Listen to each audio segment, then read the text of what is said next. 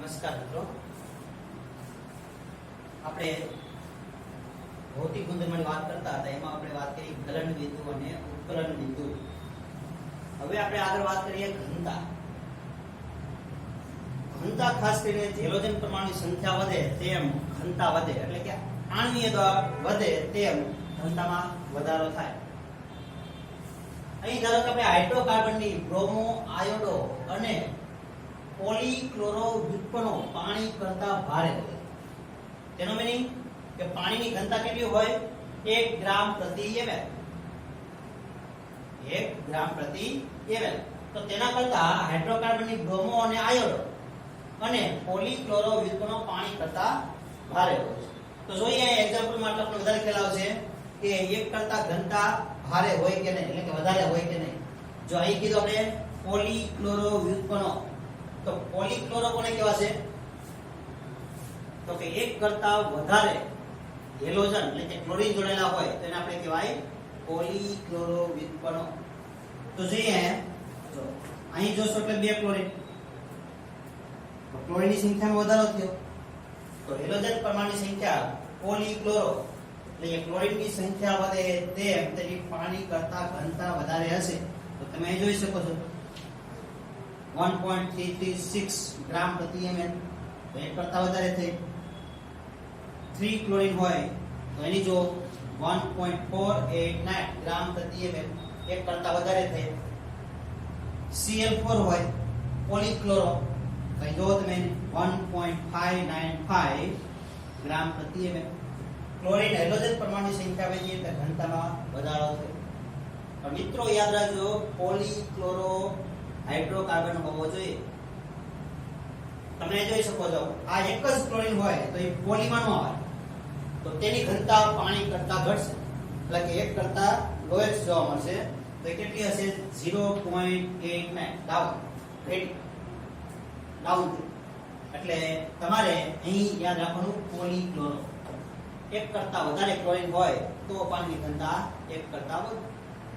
જો ખાલી સિમ્પલ એક જ ક્લોરીન હોય તો તમારી ઘનતા ઘટશે પાણી કરતા. બીજું કીધું હાઇડ્રોકાર્બનની બ્રોમો અને આયોડો. બ્રોમો અને આયોડો, તો તમે જોઈ શકો બ્રોમિન અને આયોડિન, એટલે બ્રોમો અને આયોડો આલ્કેન અથવા હાઇડ્રોકાર્બન, તેની પણ ઘનતા પાણી કરતા વધારે હોય. તો તમે જોઈ શકો બ્રોમો 3 કાર્બન ધરાવતો આલ્કેન એટલે થશે બ્રોમો, અથવા તમે 1 બ્રોમો પણ કહી શકો, અથવા બ્રોમો પ્રોપેન. આને કહેશો તમે 3 કાર્બન ધરાવતો આલ્કેન એની સાથે આયોડિન, આયોડો પ્રોપેન. તો એ બ્રોમો અને આયોડો હોય તો તેની પણ ઘનતા એક કરતા એટલે કે પાણી કરતા વધારે થશે. તો એ પણ તમે જોઈ શકો 1.335 ગ્રામ પ્રતિ ml. અને આયોડો પ્રોપેન રહે તેની પણ 1.747 ગ્રામ પ્રતિ ml. અહીં તમે જોઈ શકો 1.335 કરતા આ ઘનતા વધારે. કેમ? તો કે બ્રોમિન કરતા આયોડિન નું કદ મોટું હોય એટલે આણ્વીય દળ વધે. આણ્વીય દળ વધશે એટલે ઘનતામાં વધારો થશે. તો આ રીતે તમને કોઈ એમસીક્યુ મૂકે તો તમારે બ્રોમો, આયોડો અને પોલીક્લોરો વ્યુત્પન્નો હોય એની જ ઘનતા પાણી કરતા વધારે હોય એટલું યાદ તમારે રાખવું.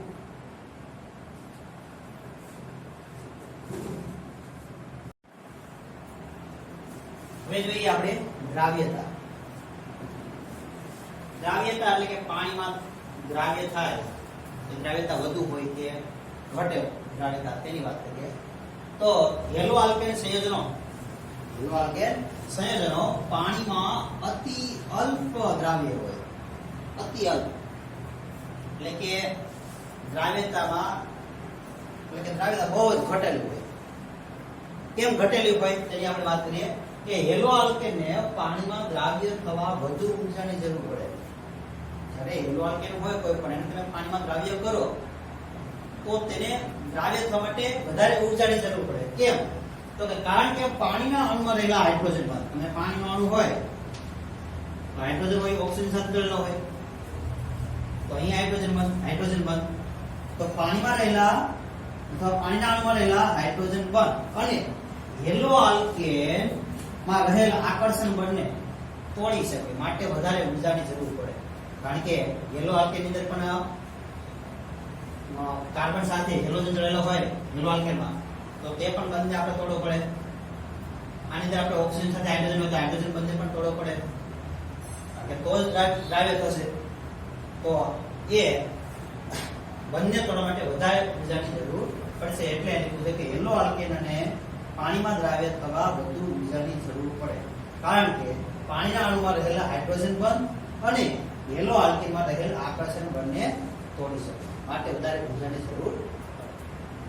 હવે ધારો કે દ્રાવ્ય થાય તો જ્યારે હેલો આલ્કેન સંયોજનો અને પાણીના અણુ હોય જ્યારે દ્રાવ્ય થાય ત્યારે એક નવું આકર્ષણ બળ પેદા થાય, કારણ કે પાણીની અંદર જ્યારે બંધ તૂટીને જ્યારે આકર્ષણ બળ એટલે કે બંધ તૂટશે ત્યારે એક નવું જ આકર્ષણ બળ પેદા થાય ત્યારે થોડી ઘણી ઉર્જા તેમ પડશે ઉત્પન્ન કરશે.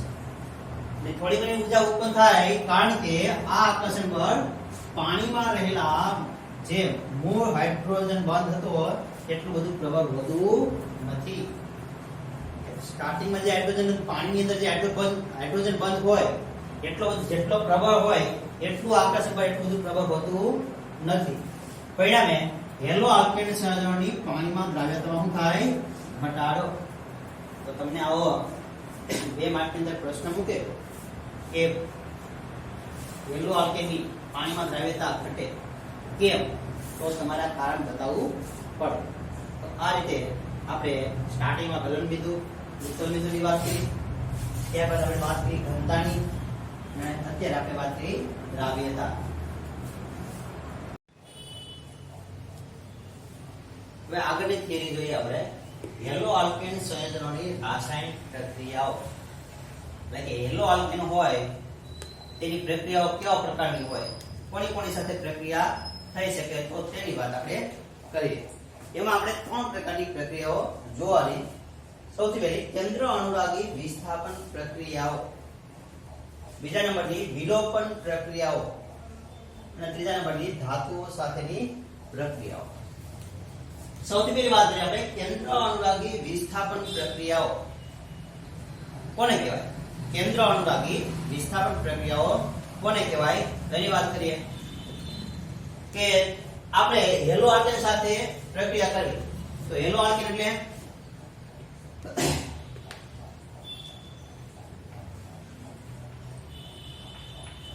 કાર્બન સાથે હેલોજન હોય એટલે આપણે કે હેલો આલ્કેન. એની સાથે કોઈ પણ 3 સમૂહ રહેલા હોય કે આપણે સંકળની વાત કરીએ તો sp3 સંકળન ધરાવે. હવે આ બંનેની અંદર આપણે વાત કરી હતી સ્વભાવ કેવો હોય તો હેલોજનની વિદ્યુત ઋણતા વધારે હોવાને કારણે હેલોજન ઉપર આંશિક ઋણ વિસ્ભાર હોય અને કાર્બન ઉપર આંશિક ધન વિસ્ભાર હોય, એટલે કે ઇલેક્ટ્રોનની ઉણપ હોય. ઇલેક્ટ્રોનની ઉણપ હોય એટલે આંશિક ધન વિસ્ભાર હોય. હવે કેન્દ્ર અનુરાગી પ્રક્રિયા જે આપણે ધોરણ 11 ની અંદર ભણી ગયા ઇલેક્ટ્રોન અનુરાગી એટલે કેન્દ્ર અનુરાગી.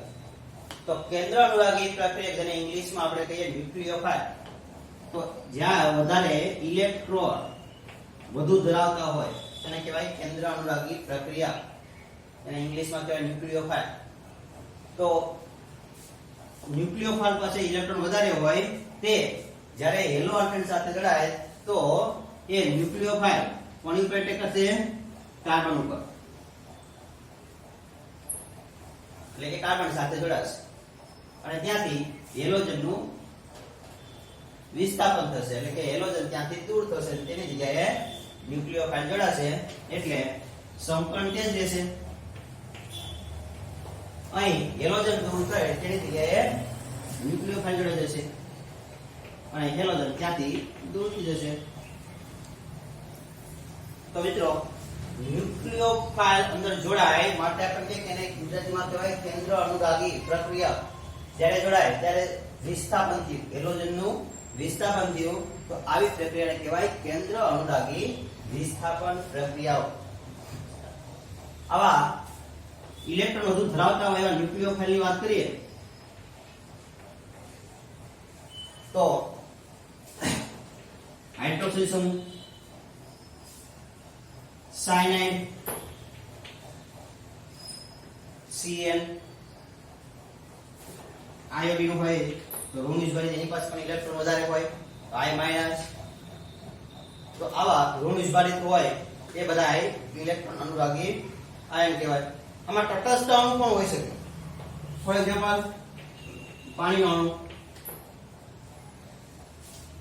અણુ જે પણ ન્યુક્લિયોફાઇલ તરીકે ઓળખતા હોય, એમોનિયાનો અણુ, પછી નાઇટ્રો સમૂહ હોય NO2. તો આવા ઘણા બધા પ્રક્રિયકો હોય જેની પાસે ઇલેક્ટ્રોન વધુ હોય તો તે બધા ન્યુક્લિયોફાઇલ તરીકે ગણી શકાય. તેની પ્રક્રિયા એટલે કેન્દ્ર અનુરાગી વિસ્થાપન પ્રક્રિયાઓ. હવે વાત કરીએ કે આની અંદર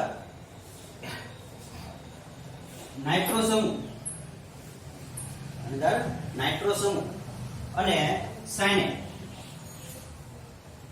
એ બંને ઉભયદંતી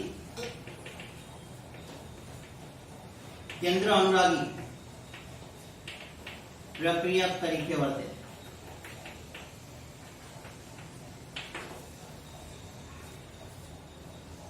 ઉભયદંતી એટલે ધારો કે આપણે કહીએ કે CN તો કાર્બન થી જોડાઈ શકે, નાઇટ્રોજન થી પણ જોડાઈ શકે. કાર્બન થી પણ જોડાય એટલે નાઇટ્રોજન થી પણ જોડાય. જો કાર્બન થી જોડાય તો જે નિપજ આપે એ નિપજ કહેવાય સાયનાઇડ. પરંતુ નાઇટ્રોજન થી જોડાય તો એને કહેવાય આઇસોસાયનાઇડ.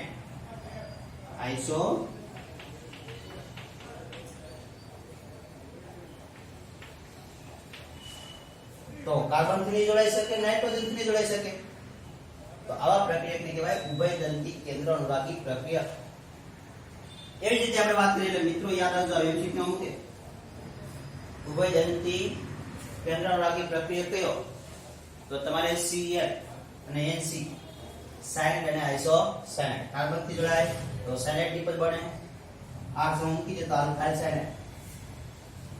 હવે વાત કરીએ આપણે NO2 તો નાઇટ્રોજન થી જોડાય તો નિપજ આપશે એ નાઇટ્રો. તો જે પ્રકારનો આલ્કાઇલ સમૂહ જોડાય તે પ્રકારની નાઇટ્રો નિપજ બનશે. પરંતુ ઓક્સિજન થી જોડાય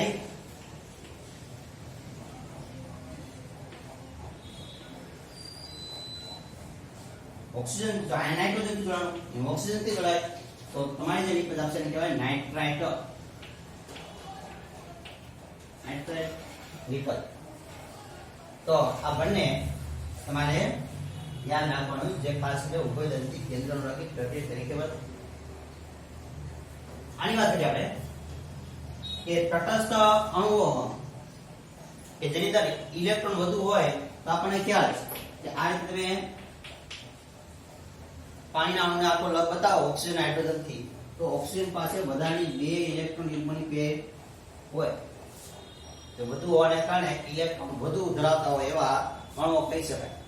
એટલે એમોનિયા પર તમને ખબર નાઇટ્રોજન સાથે 3 હાઇડ્રોજન જોડાય, એમાં પણ નાઇટ્રોજન ઉપર વધારાની ઇલેક્ટ્રોન યુગ્મની પેર હોય તે પણ વધુ ઇલેક્ટ્રોન ધરાવતા હોય તેવા કેન્દ્ર અનુરાગી પ્રક્રિયા જે યેલો આલ્કેનમાં ઇલેક્ટ્રોનની ઉણપ ધરાવતા હોય તેવા કાર્બન ઉપર આક્રમણ કરશે અને ત્યાંથી હેલોજન દૂર થશે. માટે આ પ્રકારની પ્રક્રિયાઓને કેન્દ્ર અનુરાગી વિસ્થાપન પ્રક્રિયાઓ કહેવાય.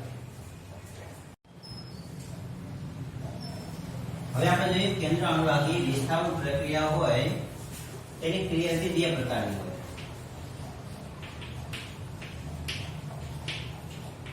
ક્રિયાવિધિ કેટલા પ્રકાર હોય? 2 પ્રકાર. સૌથી પહેલી પ્રક્રિયામાં વાત કરીએ કે આ 2 પ્રકાર કયા કયા તો એક SN2 પ્રક્રિયા જેને આપણે કહીશું દ્વિઆણ્વીય કેન્દ્ર અનુરાગી વિસ્થાપન પ્રક્રિયા.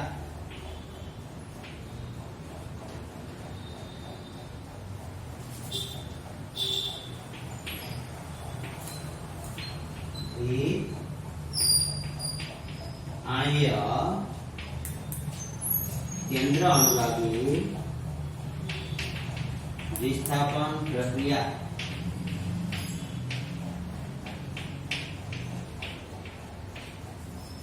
અને બીજા નંબરની જે પ્રક્રિયાની વાત કરીએ SN1,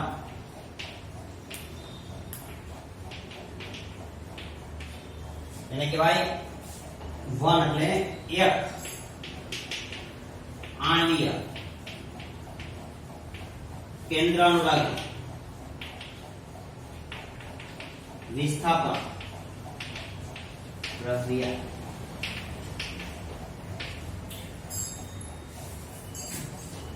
એટલે ક્રિયા બે પ્રકારે થઈ શકે. એટલે હેલો આલ્કેની પ્રક્રિયા આપણે હમણાં જોયું કે કેન્દ્ર અનુરાગી વિસ્થાપન પ્રક્રિયા આપણે તો બે પ્રકારે થાય, એક SN2 પ્રકારની અને SN1 પ્રકારની પ્રક્રિયા. એટલે કે દ્વિઆણ્વીય કેન્દ્ર અનુરાગી વિસ્થાપન પ્રક્રિયા અને બીજી એક આણ્વીય કેન્દ્ર અનુરાગી વિસ્થાપન પ્રક્રિયા. તો એમાં આપણે સૌથી પહેલા જોઈએ SN2 પ્રક્રિયા, દ્વિઆણ્વીય કેન્દ્ર અનુરાગી વિસ્થાપન પ્રક્રિયા કઈ રીતે થાય ને શા માટે ને SN2 કહેવામાં આવે. તો આપણે જોઈએ કે એક હેલો આલ્કેન લઈએ, તેની પ્રક્રિયા એક કાદો ન્યુક્લિયોફાઇલ લઈ અને આપણે એની ઉપર કઈ રીતે પ્રક્રિયા થાય તો એ દર્શાવીએ. ધારો કે ન્યુક્લિયોફાઇલ ની અંદર હાઇડ્રોક્સાઇડ આયન, જેને આપણે ન્યુક્લિયોફાઇલ કહીશું,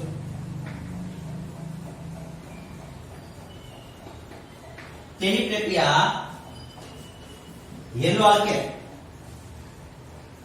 ની અંદર ક્લોરીન મિથાઇલ સમૂહ સાથે ક્લોરીન જોડાતો હોય તો ક્લોરોમિથેન લઈ શકો. હવે એવી પ્રક્રિયા તમે બતાવી શકો. મિથાઇલ ક્લોરાઇડ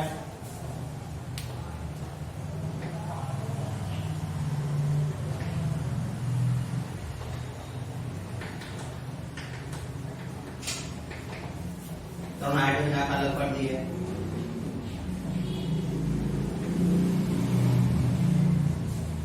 સિંગલ લીટી એટલે સમતલમાં, ડોટ જે બતાવ્યા એટલે સમતલની બેક સાઈડ, અને જે તમને ઘાટી લીટી બતાવેલી છે ઘટ, તો તે ડાર્ક જે રહી એ તમારી સમતલની આગળની તરફ. એટલે મિત્રો યાદ રાખવાનું, સિંગલ લીટી હોય એ સમતલ, ડોટ હોય સમતલની બેક સાઈડ અને આગળની સાઈડ એટલે કઈ ઘાટી લીટી. આની પ્રક્રિયા જ્યારે થાય તો સૌથી પહેલા આની અંદર સંક્રાંતિ અવસ્થા એટલે કે અહીંથી હાઇડ્રોજન સમૂહ હોય એ બંને હાઇડ્રોજનની ઉપરથી કાર્બન ઉપર એટેક કરશે. હમણાં થોડીક વાર પહેલા જ વાત કરી એમ, વધુ ઇલેક્ટ્રોન ધરાવતા હોય તે ઇલેક્ટ્રોનની ગુણક ધરાવતા કાર્બન ઉપર એટેક કરે. જ્યારે એના ઉપર એટેક કરશે એટલે અહીંથી ધીમે ધીમે બંધ બનતો જશે અને આ બંધ કાર્બન અને ક્લોરીનનો બંધ ધીમે ધીમે તૂટતો જશે. તો તે અવસ્થાને આપણે કહીશું તો કે કોઈ એવો મધ્યસ્થી પણ બનતી નથી, પરંતુ આપણે સંક્રાંતિ અવસ્થા સ્વરૂપે આ રીતે દર્શાવી શકાય કે હાઇડ્રોક્સિલ સમૂહ જ્યારે કાર્બન સાથે જોડે ત્યારે હાઇડ્રોજન હોય એનું થોડું વ્યુત્ક્રમણ એટલે કે ઇન્વર્ઝન થાય. એટલે આ હાઇડ્રોજન આપણે થોડી ઉપરની તરફ ધકેલી બતાવો. આ હાઇડ્રોજન ડોટ રહ્યા એને પણ થોડો ધક્કો મારી દઈએ એટલે આ રીતે બતાવીએ. અહીંથી આપણે આ હાઇડ્રોજન થોડો ધક્કો મારીએ, આ રીતે હાઇડ્રોજન બતાવીએ અને આ બંધ ધીમે ધીમે બંધ તૂટતો જશે એટલે એને પણ ડોટ બતાવવાનો અને Cl. આ તમારી અવસ્થા એને કહેવાય સંક્રાંતિ અવસ્થા.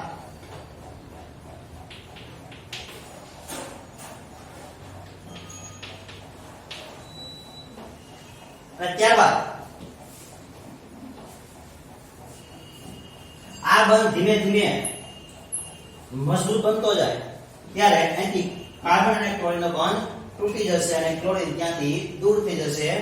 એટલે અહીં તમારી ફાઇનલ નિપજની વાત કરીએ તો હાઇડ્રોક્સાઇલ સમૂહ કાર્બન સાથે મજબૂતાઈથી જોડાઈ જશે. ફરી તો ઇન્વર્ઝન બતાવવાનું, બંધ મજબૂત થાય ત્યારે હાઇડ્રોજન આને તમે ઉપરની તરફ ધકેલી દઈએ.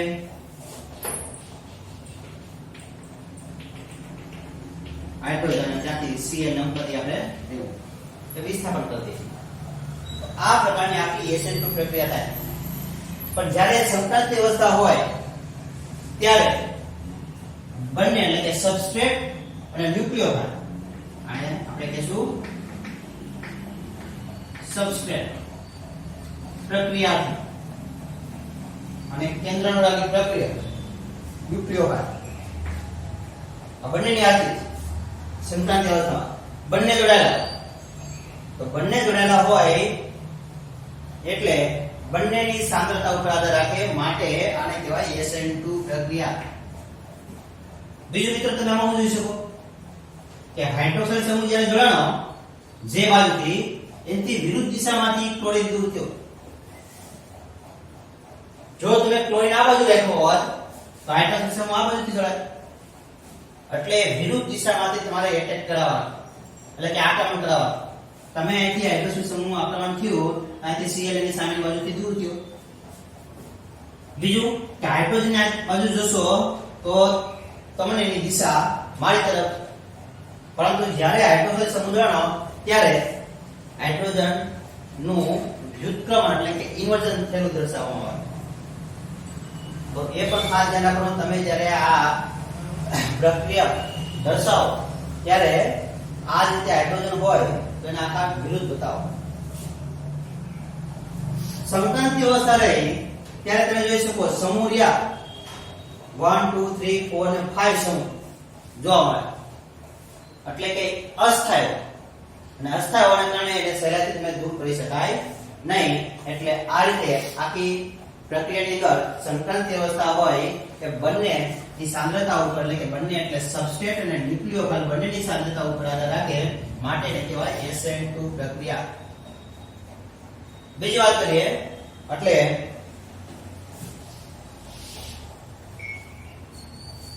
SN2 પ્રક્રિયા રહી એમાં પ્રક્રિયાનો વેગ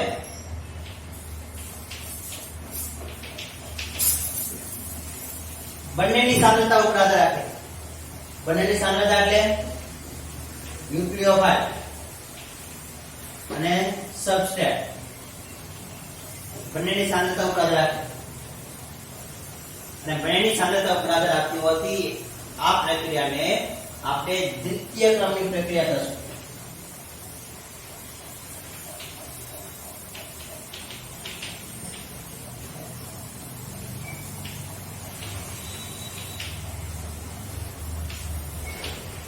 કેમ દ્વિતીય ક્રમની? તો કે બંનેની સાંદ્રતા ઉપર આધાર રાખે સબસ્ટ્રેટ અને ન્યુક્લિયોફાઇલ તમે જોઈ શકો બંનેની હાજરી હોય ત્યારે બંનેની સાંદ્રતા ઉપર આધાર રાખે માટે એને કહેવાય દ્વિતીય ક્રમની પ્રક્રિયા. જો કોઈ પણ એકની સાંદ્રતા ઉપર આધાર રાખતી હોય તો એને પ્રથમ ક્રમની પ્રક્રિયા કહે.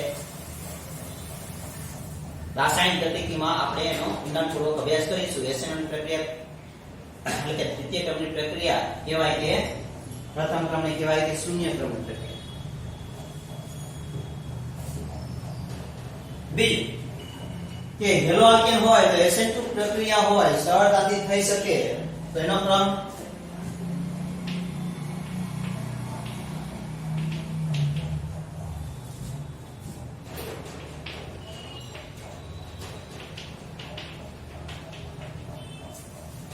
તો આલ્કાઇલ હેલાઇડ હોય સામાન્ય તો એમાં SN2 પ્રક્રિયા ઝડપી હોય. સામાન્ય એટલે કે કાર્બન સાથે કોઈ પણ હેલાઇડ જોડેલો હોય તો આની અંદર SN2 પ્રક્રિયા રહે એ ઝડપી હોય. કોની સાપેક્ષે? 1 ડિગ્રી ની સાપેક્ષે 1 ડિગ્રી આલ્કાઇલ હેલાઇડની સાપેક્ષે 1 ડિગ્રી આલ્કાઇલ હેલાઇડ ની અંદર SN2 પ્રક્રિયા ઝડપી હોય કોના કરતા? 2 ડિગ્રી કરતા. અને 2 ડિગ્રી આલ્કાઇલ હેલાઇડનો પ્રક્રિયા ઝડપી હોય કોની સાપેક્ષે? 3 ડિગ્રી યેલો આલ્કેન કરતા. તો તમે SN2 પ્રક્રિયાનો સરળતાનો ક્રમ કીધો હોય તો તમારે આ રીતે યાદ રાખવાનું. સામાન્ય હેલાઇડની અંદર એ ઝડપી થશે. તો મિત્રો ફરીથી વાત કરીએ આપણે કે ક્રિયાથી બે પ્રકારની હોય SN2 SN1. SN2 ને કહેવાય દ્વિઆણ્વીય કેન્દ્ર અનુરાગી વિસ્થાપન પ્રક્રિયા. જો કે બંને કેન્દ્ર અનુરાગી વિસ્થાપન પ્રક્રિયા પણ અહીંયા દ્વિઆણ્વીય બંને અણુની સાંદ્રતા ઉપર આધાર રાખે માટે દ્વિઆણ્વીય અને એક જ અણુ ઉપર આધાર રાખતી હોય તો એક આણ્વીય. આપણે વાત કરીએ કોઈ પણ એક એક્ઝામ્પલ બતાવો હેલો આલ્કેનનું. જેને આપણે કહી દઈએ સબસ્ટ્રેટ. એકાદ ન્યુક્લિયોફાઇલ બતાવો. અહીં આપણે બતાવ્યો હાઇડ્રોક્સાઇડ. હવે જ્યારે હાઇડ્રોક્સાઇડ સમૂહ તમે જ્યારે એન્ટર કરીએ, આક્રમણ કરાવીએ, ત્યારે ખાસ તમે દોડતા હોય જોવાનું કે આ બંને હાઇડ્રોજન ની મિડલમાં તમારે એક કરાવવાનો. જ્યારે તમે એની પર આક્રમણ કરાવશો ત્યારે થોડુંક રોટેટ બતાવો હાઇડ્રોજન નું. અને ખાસ આ બંધ ધીમે ધીમે બનતો હોય એવું બતાવો, આ બંધ ધીમે ધીમે તૂટતો હોય કાર્બન અને ક્લોરીન, એ રીતે તમારે બતાવો. અને ત્યારબાદ લાસ્ટ સ્ટેપ જ્યારે પ્રોડક્ટ નિપજ બની જાય, એ નિપજ તમારી અહીં જે બની એ નિપજ કઈ તો કે મિથેનોલ. આ નિપજ બની ગઈ છે મિથેનોલ. જ્યારે હાઇડ્રોક્સાઇડ સમૂહ મજબૂતાઈથી જોડાઈ જાય ત્યારે Cl એટલે કે હેલોજન ત્યાંથી એનું વિસ્થાપન થઈ જશે અને ત્યાંથી દૂર કરો. જ્યારે પણ જોડો ત્યારે ફરી થોડું ઇન્વર્ઝન થાય તે રીતે તમે બતાવો. અને સંક્રાંતિ અવસ્થા દરમિયાન મેં કીધું એમ કે પ્રક્રિયાનો વેગ હોય બંનેની સાંદ્રતા ઉપર આધાર રાખે ન્યુક્લિયોફાઇલ અને સબસ્ટ્રેટ માટે એને કહેવાય તૃતીય ક્રમની પ્રક્રિયા. અને SN2 પ્રક્રિયાની સરળતાનો ક્રમ તમને કીધો હોય કે ક્રમમાં ગોઠવો. SN2 પ્રક્રિયા ધીમી કેમાં થાય અને ઝડપી કેમાં થાય, તો સામાન્ય આલ્કાઇલ એલાઇડ હોય એની અંદર SN2 પ્રક્રિયાઓ ઝડપી હોય. કોની સાપેક્ષે 1 ડિગ્રી સાપેક્ષે 1 ડિગ્રી હોય એ વધુ હોય, કોની સાપેક્ષે 2 ડિગ્રી કરતા, અને 2 ડિગ્રી વધારે હોય કોની સાપેક્ષે 3 ડિગ્રી આલ્કાઇલ એલાઇડ કરતા.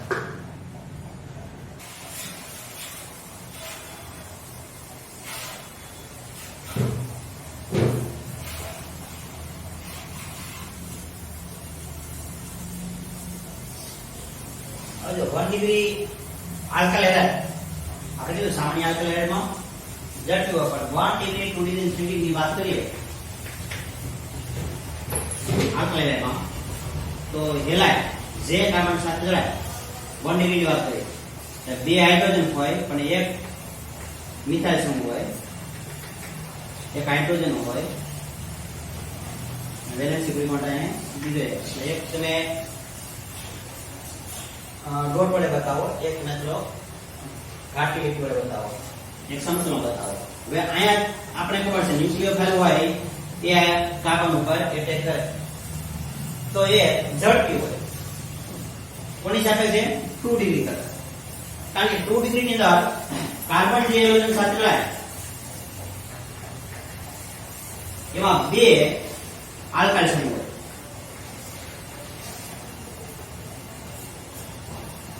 બે આલ્કાઇલ સમૂહ હોય એટલે ન્યુક્લિયોફાઇલ એના ઉપર એટેક કરે ત્યારે અવકાશી અવરોધકતા વધુ હોવાને કારણે પ્રક્રિયા કેવી પડશે? ધીમી પડશે. કારણ કે આલ્કાઇલ સમૂહ રહ્યો એટલે જેમ જેમ કદ વધતું જશે એમ એની પ્રક્રિયા રહે એ કેવી થતી જશે? ધીમી પડતી જશે. કોની સાથે છે? 3 ડિગ્રી સાથે છે.